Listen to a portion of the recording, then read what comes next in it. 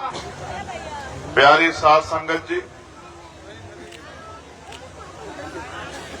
जगत गुरु सतगुरु रविदास महाराज जो हमारे कुल गुरु हैं, अखंड ज्योति सतगुरु समनदास जी महाराज, जिन्होंने समाज को भंवर से निकालने के लिए अपना पूरा जीवन अर्पण किया है।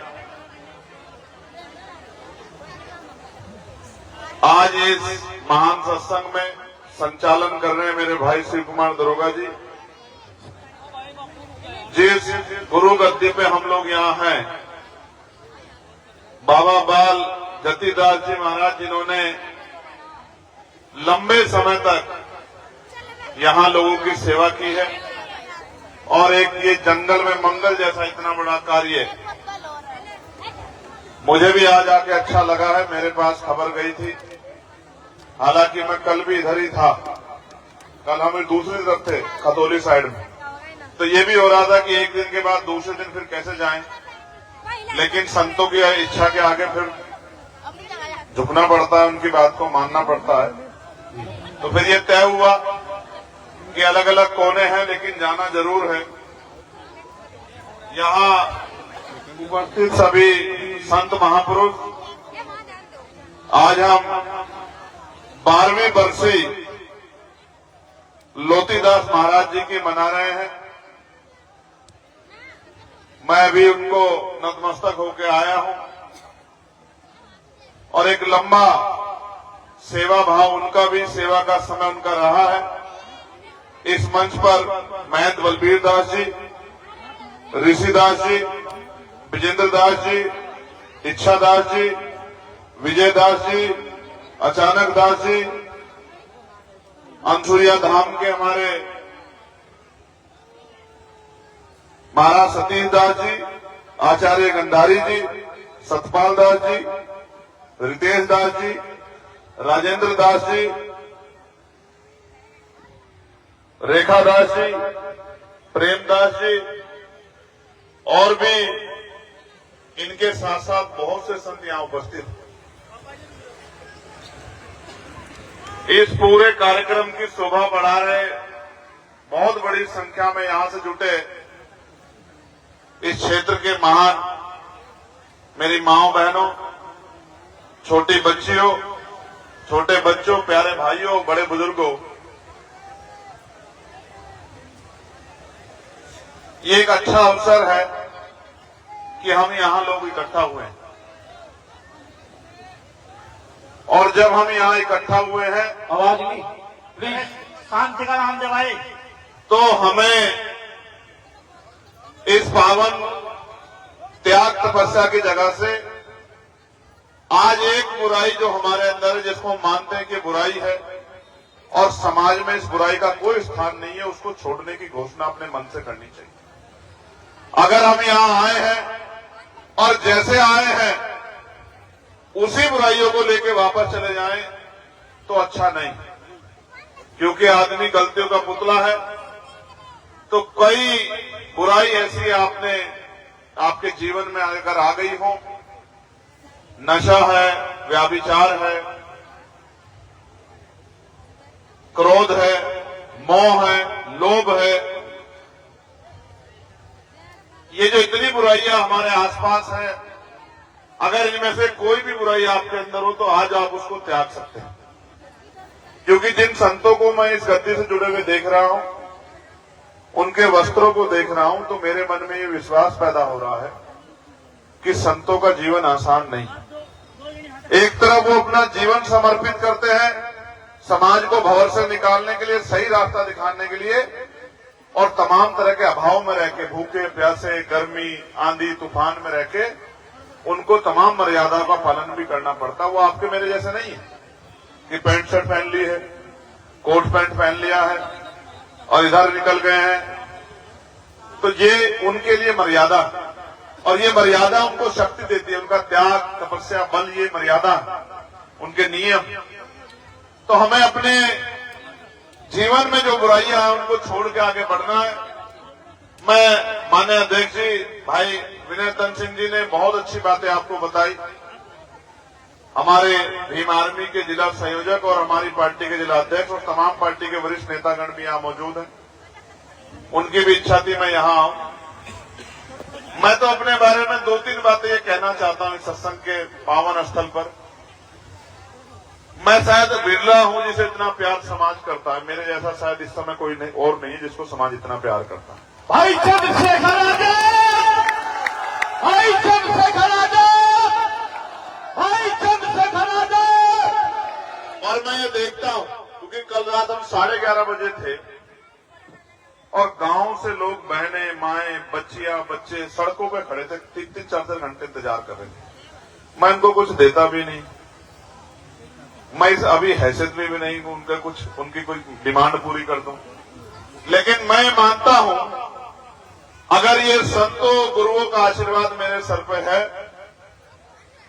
और हमारे कुलगुरु जगत गुरु सतगुरु रविदास जी महाराज का आशीर्वाद मेरे सर पे है, तो मैं गारंटी से आपको कह सकता हूं कि अगर 10-15 साल का जीवन मिला तो मैं आपको लिख के देता हूं कि आपके दुख पीड़ा खत्म हो जाएंगी। इस बात का मैं आपको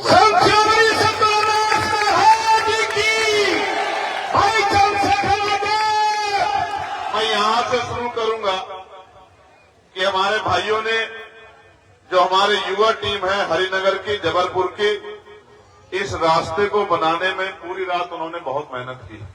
मैं दिल की गहराइयों से उस पूरी टीम का बहुत बहुत धन्यवाद करता हूं जिन्होंने पूरी रात लग के और दिन में अपना ट्रैक्टर लगा के अपने फावलों से किस तरह से इस पूरे रास्ते को तैयार किया। इस पे भी मैं एक बात अभी कह ही देता हूं। ऐसे दोनों हाथ ऊपर करो और प्रार्थना करो।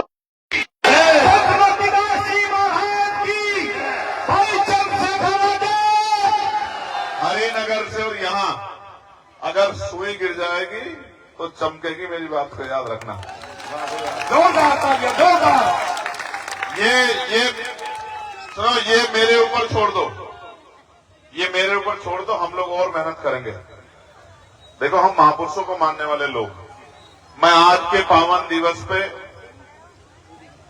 डॉक्टर बाबा साहब अम्बेडकर को भी याद करता हूं, बाबू जगजीवन राम साहब को भी याद करता हूं, स्वामी अच्युतानंद साहब को भी याद करता हूं, उन तमाम गुरुओं संतों को याद करता हूं, कौम के अमर शहीद संत रामानंद जी महाराज को भी याद करता हूं, जिन्होंने इस पंथ को, इस विचार को, महापुरुषों के रास्ते को, मानवता के रास्ते को आगे बढ़ाने के लिए अपने प्राणों के बलिदान दी थी। हम पे क्या जोर पड़ रहा है? हम सत्संग में आगे घर चले जाएंगे, जाके अपने काम में जुट जाएंगे, लेकिन यहाँ हमारी गैर मौजूदगी में हमारे संत अपने जीवन को दांव पे लगा रहे हैं इस विचार को आगे बढ़ाने के लिए, जिस विचार को 600 साल पहले जगत गुरु सतगुरु रविदास जी महाराज देख गए, 600 साल पहले।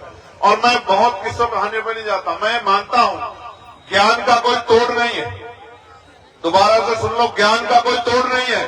और सतगुरु रविदास जी महाराज ने ज्ञान प्राप्त किया था तो 600 साल पहले जो कहते थे हमसे कोई बड़ा नहीं है, पालकी में उन्होंने बिठा के पूरे बनारस का चक्कर जो है जगत गुरु सतगुरु रविदास जी महाराज को पालकी में बिठा के लगाया था। कोई तोड़ नहीं ज्ञान का।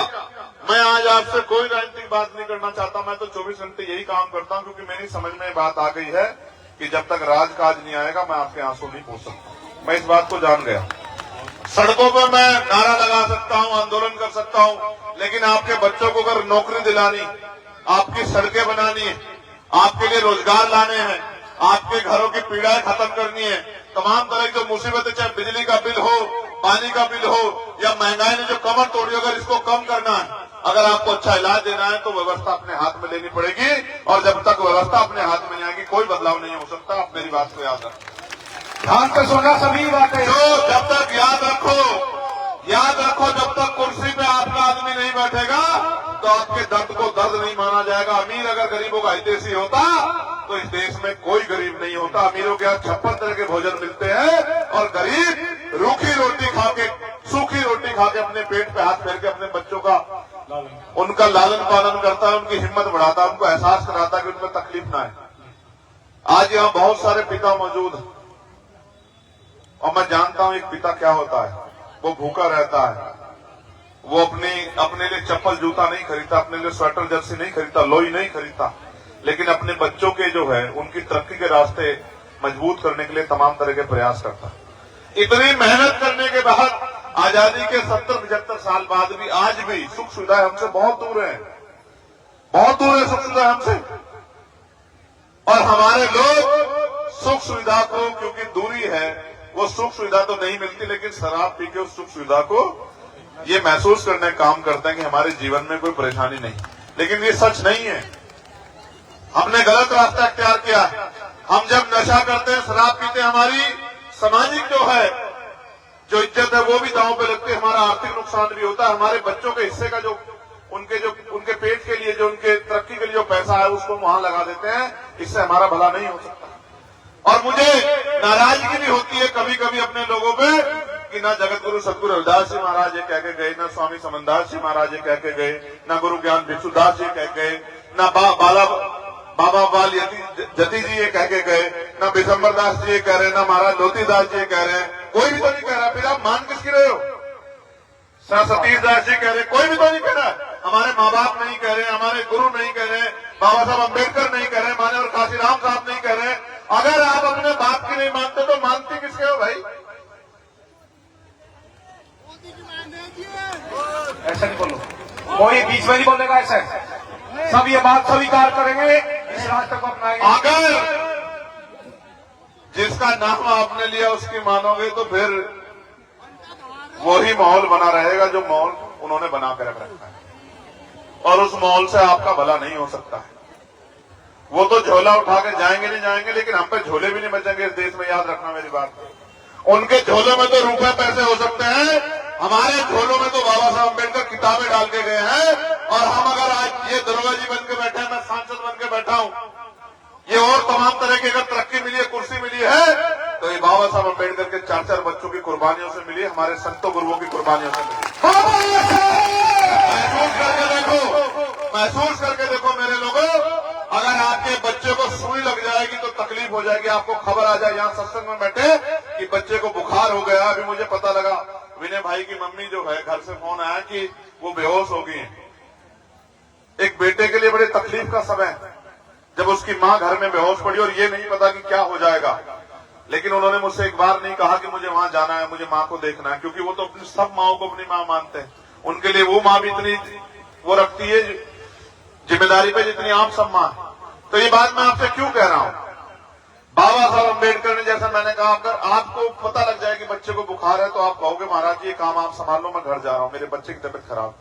लेकिन बाबा साहब ने तो हमारे लिए अपने 4-4 बच्चे कुर्बान किए नहीं किए? क्या हालात थी? कोई बैठने देता था क्या खाट पे? बताओ जरा ईमानदार से, हाथ उठा के। बैठने देता था क्या? ये सम्मान कहां से मिला? और अगर बाबा साहब के विचार को आगे नहीं बढ़ाओगे, उनके रास्ते में चलोगे, तो फिर आने वाली पीढ़ियों को सम्मान कहां से मिलेगा? मुझे बताओ। हमें किसी की बुराई नहीं करनी, किसी को लाठी नहीं मारनी, किसी को अपशब्द नहीं कहने, बस अपने लोगों में भाईचारा पैदा करना है। जो हमारे जैसे गिरे पड़े लोग हैं, सताए हुए लोग हैं, भूखे प्यासे लोग हैं, किसान हैं, मजदूर हैं, उनमें भाईचारा पैदा करना, इतना ही तो काम करना है। मैं प्राइमरी स्कूल के हेडमास्टर का बेटा चंद्रशेखर आपके सामने गवाह हूं कि अगर कोई ईमानदारी से काम करता है तो समाज उसको नोट भी देता है, वोट भी देता है, उसकी इज्जत भी करता है, और उसकी तरफ कोई आंख उठाता है तो उस आंख को कुचलने का भी काम करता है। मैं इस बात का गवाह खड़ा हूं आपके सामने। आजाद जिंदाबाद। मैं आपसे बस एक चीज मांगना चाहता हूं। आज मैं आपसे वोट नहीं मांगना चाहता, लेकिन एक चीज मांगना चाहता हूं। अगर आप सच में बाबा साहब को मानते हैं, महात्मा जो जिनकी बरसी हम मना रहे हैं, लोतीदास जी महाराज, उनको मानते हैं, तो यहां से पढ़ लेके जाओ कि हम भूखे रह जाएंगे लेकिन अपने बच्चों को पढ़ाने में कमी नहीं छोड़ेंगे। करो, हाथ ऐसे उठा के वो करो कि हम चाहे हमें भूखे रहना पड़ जाए, प्यासे रहना पड़ जाए, एक टाइम रोटी ना मिले, लेकिन हमारे अपने अपने बच्चों को, दोनों हाथ उठाओ, दोनों हाथ उठाओ, पढ़ो। चाहे हम भूखे रह जाए, जोर से बोलो, जोर से बोलो, चाहे हम भूखे रह जाए, चाहे हम प्यासे रह जाए, चाहे हमारे हिस्से में सुख सुविधा न आए, लेकिन हम अपने बच्चों को पढ़ा लिखा के काबिल बनाएंगे। वो करो वादा मुझसे कि हम अपने बच्चों को पढ़ाएंगे। देखो मेरी बात सुनो, आज कह रहा हूं इस मंच से, आपकी सड़क की बात है, सुनो भाई, जिले के लोगों और मेहनत करो। जिला पंचायत अध्यक्ष बनाना सबसे पहला काम इस सड़क का होगा, मेरी बात को आप याद रखना। जो बजट लगेगा लग जाए, सबसे पहले काम इस सड़क का होगा, ठीक है। और मेहनत करो, घर से निकलो बेटे, शांत हो जाओ और काम की बात सुनो। ये नहीं कहूंगा कि 2000 रुपए मिलेंगे आपको घर घर, बिल्कुल नहीं कहूंगा, बिल्कुल झूठ नहीं बोल रहा हूं, सच कह रहा हूं। ये नहीं कहूंगा 2000 रुपए मिलेंगे, ये नहीं कहूंगा कि भाई वोट दे देना शराब भिजवाएंगे, बिल्कुल नहीं कहूंगा। देना तुम्हारी मर्जी है, उन प्रत्याशियों की मदद करना ना करना। लेकिन एक बहुत इंपॉर्टेंट बात बता रहा हूं, ऐसे स्कूल बना के देंगे कि प्राइवेट स्कूल उसका मुकाबला नहीं करेंगे, और जहां डीएम का बच्चा बैठ के पढ़ता वहीं किसान गरीब मजदूर का बच्चा भी बैठ के पढ़ेगा। ऐसी पॉलिसी बनाएंगे, याद रखना। ऐसी पॉलिसी बनाएंगे, याद रखना। एक कुर्सी में डीएम का बच्चा बैठेगा, बराबर में एसएसपी का बैठेगा, बराबर में सीओ का बैठेगा, वहीं आपके मेरे परिवार गरीब परिवार का बच्चा भी बैठेगा। आप याद रखना, ऐसी व्यवस्था लागू करेंगे कि कोई उसको आपकी तरक्की के कोई रास्ते में जो है बाधा नहीं बन पाएगा। ऐसी व्यवस्था लागू करेंगे सरकारी अस्पतालों में कि इलाज भी, डॉक्टर भी टाइम पे मिलेगा, दवाइयां भी अस्पताल में मिलेंगी, टेस्ट भी वहीं होंगे, तमाम तरह की और जो दिक्कतें वो भी ठीक होंगी, और सुख सुविधाएं भी ऐसी होंगी कि अस्पताल जो चला जाएगा वो घर जाने का उसका मन नहीं करेगा, कहेगा अस्पताल में रह लूंगा मैं तो कुछ दिनों। ऐसी साफ सुथरी व्यवस्था लागू करेंगे। और आज क्या है, आज घर से जाता अस्पताल तो जेब में एटीएम होना चाहिए। एटीएम, हवा के पैसे लगते हैं अस्पताल में, ऑक्सीजन लगेगी तो 4000 रुपए 3000 रुपए घंटा। और मैंने खोया अपने पिता को अपने हाथों में। अगर मेरे पास पैसे होते तो बचा लेता मैं अपने पिता को, लेकिन मैंने अपने पिता को खो दिया। लेकिन अपने भाइयों को, अपने बुजुर्गों को नहीं खोने दूंगा, इसलिए दिन रात हम लोग हमारे साथ ही लगे रहते। तो 2000 रुपए नहीं देंगे, कोई उस तरह की बुराई नहीं देंगे, लेकिन पढ़ा लिखा के आपके बच्चों को 50,000 रुपए की नौकरी जरूर देंगे, मेरी बात को आप याद रखें। अपनी माओ को, बहनों को गांव में, सुनो भाई गौर से, अपनी बहनों को, माओ को गांव में रोजगार उपलब्ध करा के देंगे। और एक सबसे बड़ा काम बिल्कुल बंद कर देंगे कि खेत पे जाने नहीं देंगे। खेत पे उस दिन जाने देंगे जिस दिन आप पे खेती जितनी जमीन होगी, उससे पहले किसी दूसरे खेत पे पैर नहीं रखने देंगे, मेरी बात को आप याद रखें। मेरी माँ ने मुझे घास ला के सर पे गठरी रख के पाला दूसरों खेतों से, मेरी माँ ने। और मैं जानता हूं, मैंने कल भी ये बात कही थी, आज भी कह रहा हूं, जब हम किसी दूसरे खेत पे जाते हैं कई बार गालियां भी खानी पड़ती है। खानी पड़ती है, नहीं करनी पड़ती है। कई बार वो हाथ पकड़ के खेत से बाहर भी निकाल देता है। कई बार वो और तमाम तरह की उसके मन में जो गंदगी होती है वो भी जो है जाहिर करने की कोशिश करता है। और हम ये शौक से नहीं बेचते दूध, ये दूध हम इसलिए बेचते हैं दरोगा जी, क्योंकि हम अपने घर को सम्मान से चलाना चाहते हैं, अपने बच्चों को सुख सुविधा देना चाहते हैं। इसलिए मेरी माएं बहनें जो है ना, खेतों में जाके घास काट के, घर में इन्होंने भैंसे पाल रखी है, उनको दूध बेच के ये इस घर को चलाने में काम करती। इनके जीवन में तो सुख सुविधा है ही नहीं। हमारे यहाँ दो महात्मा मंच पे, रेखादास जी हैं, प्रेमदास जी हैं, इनके जीवन में कोई सुख सुविधा नहीं है। मैं आपको सच बता रहा हूं, ये मैक्सिमम इसी जिले की, ज्यादा से ज्यादा इसी जिले की, और ज्यादा होंगी तो सहारनपुर की, लक्सर की, यही शादी ब्याह हुए हैं। इससे ज्यादा दूर की नहीं होंगी, और ज्यादा होंगे तो बिजनौर, बस बिजनौर, शामली, सहारनपुर और हरिद्वार, ये 4 जिलों की होंगी। इससे ज्यादा की नहीं होंगी, आप पूछ लो चाहे हाथ उठवा के, ठीक है। तो ये इतना सा एरिया है 200 किलोमीटर का। आज देश में बेटियां पढ़ लिख के पायलट बन रही हैं, डॉक्टर बन रही है, इंजीनियर बन रही है, वकील बन रही है, जज बन रही है। मैं अपने जिले की बताता जाऊं, मैं सांसद हूं। मेरे यहाँ जो डीएम है वो महिला है, मेरे यहाँ जो डीडीओ है वो महिला है, मेरे यहाँ 2 बहनें एसडीएम है, दोनों महिला है, मेरे यहाँ एडीएम एक बहन वो महिला है, और वो पूरे जिले की शान है। उनकी कलम में इतनी ताकत है, कलम फेर देती, किसी की हिम्मत नहीं होती, कितना बड़ा नेता उनकी बात से इधर उधर हो जाए। और एक कलम से पूरे गांव की, पूरे क्षेत्र की किस्मत बदल देने का काम करती है। इस देश में महिलाएं कभी नहीं कुर्सी पर बैठ पाती अगर बाबा साहब अम्बेडकर संविधान में व्यवस्था नहीं करते। लेकिन संविधान में व्यवस्था तो की, लेकिन आप उस शिक्षा को समझ नहीं पा रहे। बेटों को पढ़ाते हो, बेटियों को नहीं पढ़ाते। कहते हैं तो पराए घर जाएंगे, और फिर कहते हो महिला डॉक्टर होनी चाहिए क्योंकि बेटी को दिखाना है, महिला डॉक्टर पुरुष डॉक्टर के पास में ले जाएंगे। तो जब आप डॉक्टर बनाओगे नहीं तो डॉक्टर बन कहां से जाएगी भाई? और ये सिर्फ आपकी स्थिति नहीं, बड़े पैमाने पर सभी लोगों की स्थिति है। इसलिए आपसे कह रहा हूं, बेटियों को भी पढ़ाओ। एक बात, उनको पैरों पे खड़ा करो। एक बेटी पढ़ेगी, सम्मान हासिल करेगी, उसकी ससुराल में भी इज्जत होगी, घर में भी इज्जत होगी। कोई दहेज का दरिंदा उसको मारेगा नहीं, मार के नहीं लटकाएगा। आपके हिस्से में कभी दुख नहीं आएंगे अगर बेटियों को पढ़ाओगे। इसलिए कह रहा हूं, इसलिए समझा रहा हूं। समाज में रहता हूं ना, जानता हूं। जिस घर में चला जाऊंगा एक बार घूम के बता दूंगा कि इस घर के हालात क्या है, क्योंकि यहीं से निकल के आया हूं। ऐसा नहीं किसी राजा महाराजा का बेटा हूं, एक गरीब परिवार से हूं, सब जानता हूं और अपनी हैसियत भी जानता हूं। इसलिए आपसे कह रहा हूं कि तो बता। अच्छा देखो, एक प्रशिक्षण कर लेते हैं। महाराज जी देख लो, आप भी जरा हाथ उठाओ। जो हवाई जहाज में बैठी, जरा हाथ उठाओ। जो बैठी हो वही उठाना। जो हवाई जहाज में से उड़ के गई हूं, बैठी हूं, जरा हाथ उठा के दिखा देना एक बार। खड़ी हो जाओ, आप खड़े हो जाओ। एक, अभी तो एक का हाथ है। क्या नाम है आपका? सुनीता। बहन जी कहां से कहां बैठे? दिल्ली से बंबई। परिवार में क्या करते हैं आपके पति? अच्छा, भाई क्या करते हैं? अधिकारी और साइंटिस्ट। हाँ वही साइंटिस्ट, समझ गया। बैठ जाओ। देखो घूम फिर के वही बात आ गई। आई नहीं आई? कौन बैठा प्लेन में? किसान की पत्नी नहीं, साइंटिस्ट की बहन। समझे नहीं समझे? कौन बैठा? कौन बैठा? एक अधिकारी की बहन, किसान की पत्नी नहीं।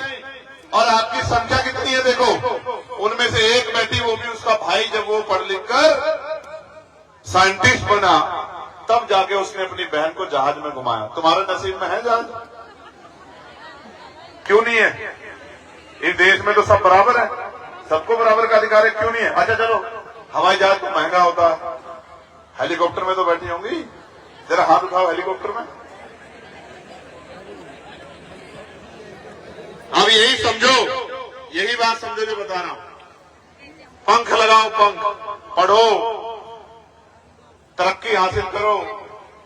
हवाई जहाज में भी घूमो, हेलीकॉप्टर में भी घूमो, एसी वाली ट्रेन में भी घूमो, बड़ी बड़ी गाड़ियों में भी घूमो। देश को तरक्की दो, देश की तरक्की में योगदान दो। इसलिए आपसे कह रहा हूं, आज कह रहा हूं, पता नहीं कुदरत ने कितना जीवन दिया सतगुरु महाराज ने। अगर कारवां ऐसे ही आगे बढ़ता रहा तो आज सिर्फ आपको नहीं कह रहा हूं, इस देश की हर गरीब मां को ऐसी योजना बनाएंगे कि एक बार तो जहाज में जरूर घुमाएंगे, चाहे कुछ हो जाए, कुछ हो जाए। और कोई बहुत बड़ा काम नहीं है। लाखों करोड़ रुपए यहाँ ऐसे बर्बाद किए जाते हैं, कोई बड़ा काम नहीं, कोई बड़ा काम नहीं। ऐसी योजना बनाएंगे और घर से पकड़वा के बस भरवा के मंगवाया करेंगे गांव वाइज, ठीक है? पूरी योजना बनवा देंगे कि एक दिन पूरे गांव की महिलाओं को उड़ाओ और दूसरे वहां छोड़ के आओ, उधर से इधर लेके आओ, फिर इधर से दूसरी तैयार रखो, घुमाएंगे, चिंता मत करो। लेकिन ये मैं करूंगा और आप क्या करोगे? अपने बच्चों को पढ़ाना। कोई काम कर लो, ये अपमान वाला काम मत करो, घास वाला, इसको छुड़वाना है। छुड़वाना नहीं छुड़वाना? बताओ, जोर से बताओ, छुड़वाना है छुड़वाना है? हाँ देखो कितनी करती है इस काम को, देखो हाथ बता रहे हैं, ठीक है? चलो मैं आपका बहुत बहुत धन्यवाद करता हूं, आपने मुझे खूब समय से सुना। ये कुछ गैर जिम्मेदार लोग बैठे नहीं, जल्दी बैठ जाओ। अगर एक आदमी खड़ा दिखाई देगा मुझे सामने और मुझे पीछे के लोग नहीं दिखाई दिए तो फिर देख लेना, बैठ जाओ प्लीज। दोबारा बुलाते रहना कि भैया आ जाओ, हमारी पैर देखिए, बिल्कुल नहीं पैर रखूंगा। और एक भी आदमी खड़ा दिखाई देगा सामने मुझे, भाई वाह वाह, अगर मुझे उधर पीछे के लोग नहीं दिखने शुरू हुए तो एक आदमी भी खड़ा दिखाई दिया तो याद रखना। बहुत बढ़िया, बैठ जाओ प्लीज। 30 सेकंड बाकी है, 30 सेकंड के बाद समय खत्म हो जाएगा। इधर वाले भी बैठ जाओ, बैठो। जो हमसे प्यार करते हो बैठ जाओ, जो हमसे प्यार नहीं करता वो खड़ा रहो, उसको नहीं कहेंगे। आप जानते हो अपनी बात के पक्के हैं। जो हमसे प्यार करता है वो एक बार बैठ जाओ, हमें एहसास हो जाए कि हमसे प्यार करने वाले कितने लोग हैं, बस। बाकी तो जंग जारी है।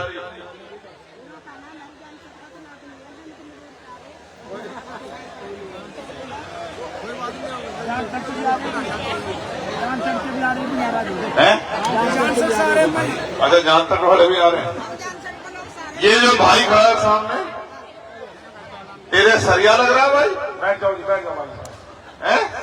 लेकिन कितनी अच्छी मर्यादा आप सभी ने, भाई साहब का बहुत सम्मान रखा। बहुत बहुत धन्यवाद आप सभी को। ये यहां से वहां तक के लोग जो बैठे हैं बेचारे, अब उनको दिखाई दिख रहा है, नहीं दिख रहा भाई?